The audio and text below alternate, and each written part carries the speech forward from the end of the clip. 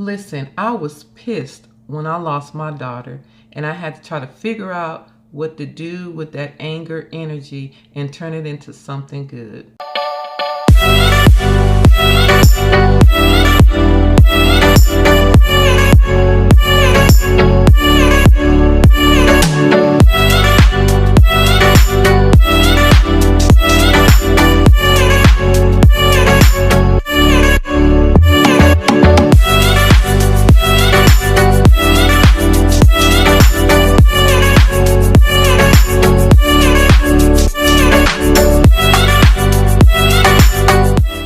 Hey guys, and welcome to my YouTube channel, Chestless Inc., my new realm of beautiful, where we find beauty within our battles.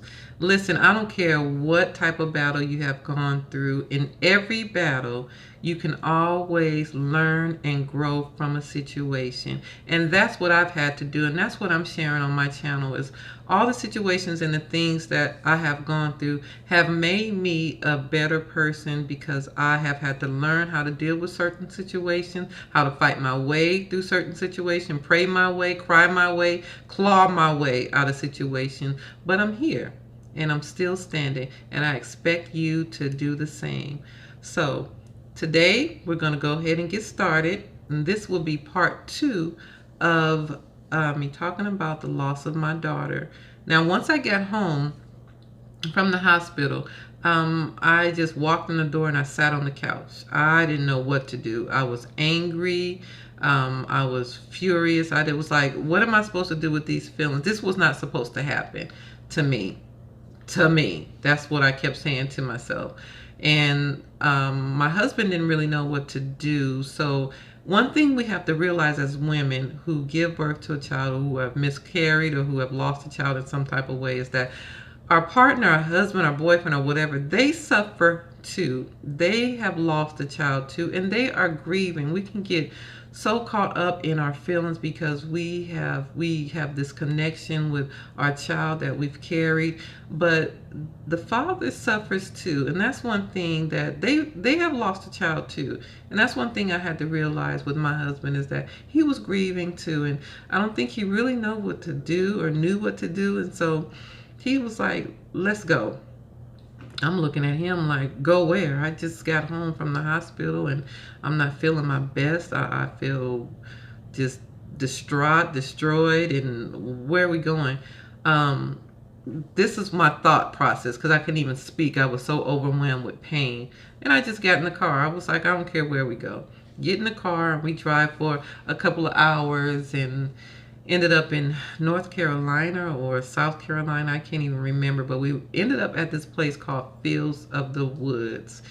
And it's this holy place, this holy ground. And on one side of the mountains are scriptures. On the other side is these steps that you walk up, and just some powerful energy there. I remember getting out of the car and I was like, oh, I felt overwhelmed. I felt a little bit of peace. And I saw these steps, and my husband was like, let's walk up these steps. And I'm looking at him like, we're going to walk up where? But I did. Each step I was taking and going up to this mountain, I kept saying to God and speaking to him and saying, I need you to help me with this. I don't know what to do with this pain. I don't know what to do with these feelings. I feel lost. I feel distraught. Now, let me mind you, I am not a religious person, but I am a woman of faith. I believe in the Father, the Son, and the Holy Spirit. I believe in God, and that is my source. That is the only thing that could get me through all of these situations that I've gone through. It wasn't a psychiatrist, it wasn't a doctor, it wasn't my husband, it wasn't my mother. It was nothing but the grace of God, and I know that is what got me through this situation. So anyway, as I was walking up the steps, I was talking to God and asking him to remove this type of pain. And I remember when I got to the top of the steps, I saw these prayer requests from people and pictures and stuff of loved ones. And my husband said that he wanted to pray. So he prayed and he held my hands, and I had my eyes closed, and I just remember this warmth coming over me. The sun had started to shine on my face, and I just remember this peace coming all over me that, God, I cannot describe this overwhelming peace that came over me. And when I opened up my eyes and I looked at those steps and I started walking down them, I kept talking to God. I was like, God, by the time I get to the bottom of these steps, I need you to take this pain away. I need you to take this hurt away. I need you to take this fear away. And when I got to the bottom of those steps, this joy came through me and poured down on me like rain. And I could not understand what was going on. It was something new for me, and I just was so overwhelmed, and I just kept feeling this peace.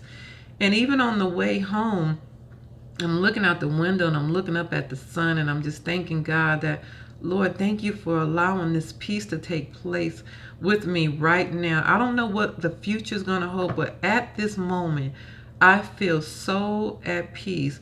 And it's amazing because I walked up those steps one way, feeling distraught, destroyed, damaged, and paralyzed.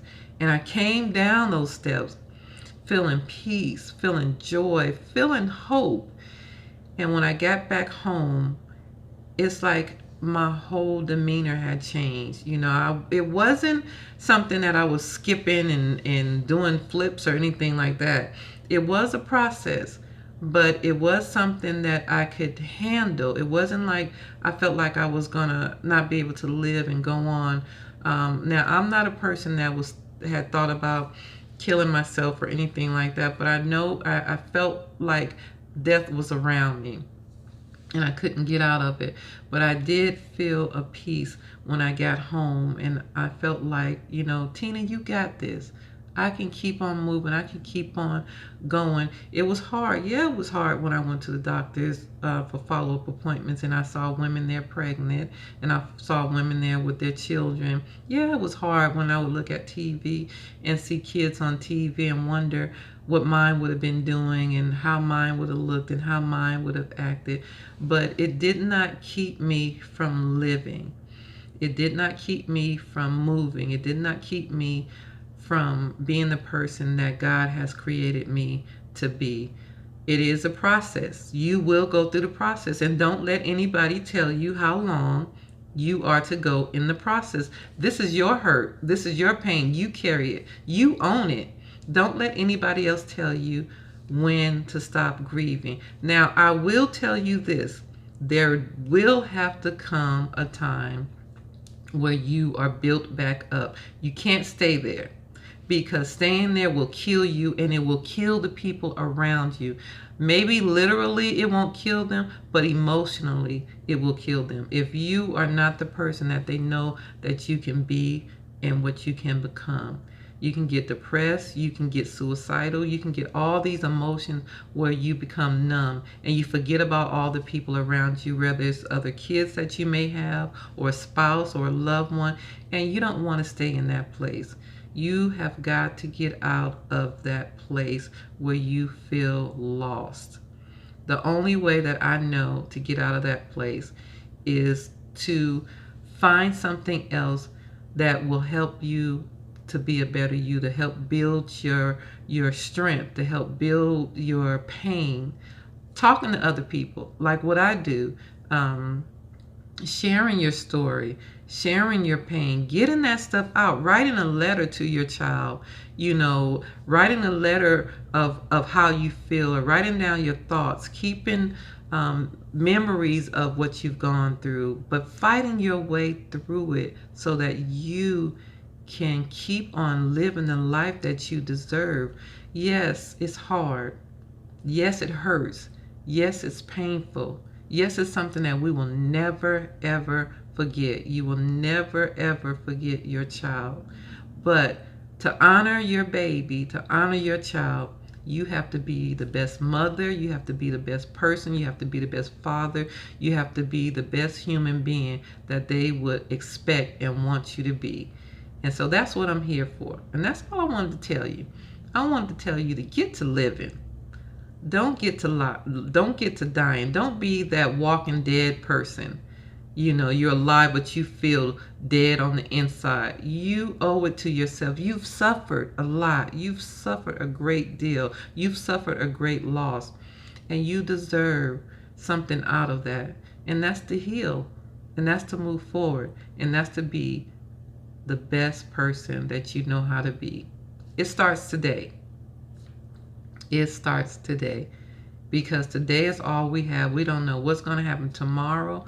Today is all we have. Take little steps. Talk to yourself. Talk to someone. Talk to your child that you lost. Like I said, write a letter. But do something each day to get you to the place where you can be powerful, where you can be a blessing to someone else.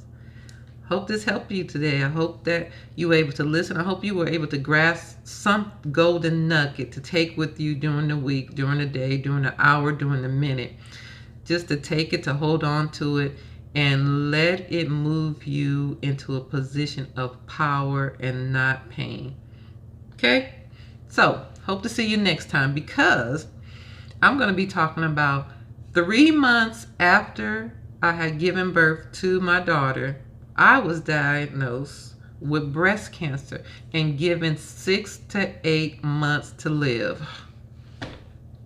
6 to 8 months, guys. And here I am, 11 years later, breast cancer free. So stay tuned and listen and look and just be blessed by what I have to say in my next video. See you then.